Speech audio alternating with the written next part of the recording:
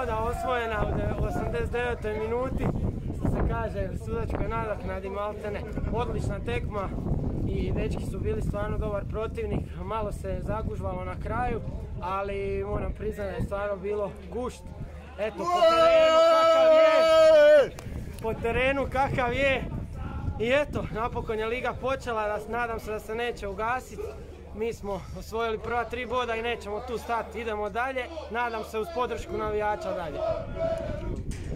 Pa ništa, utakmica nije bilo vrijeme za nogomet, jako ružno, bilo je bolje da smo prošle vikend počeli, ali počkaj ga tako je.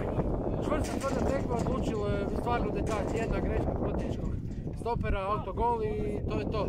3 boda su tu, sad smo pobjegli smo i 4 boda, idemo se probati što više dići na tablici i ovo što će trajati sezona, vidjet ćemo koliko će trajati i to je to. Svaku utakmicu idemo dalje po 3 boda i to je to. Zadnji sustav utakmica, znači mogu da tiče na obje strane, nažalost izgubili smo 1-0 u zadnji minuti. Dešava se čestitam protivnicima na fer i korektnoj igri.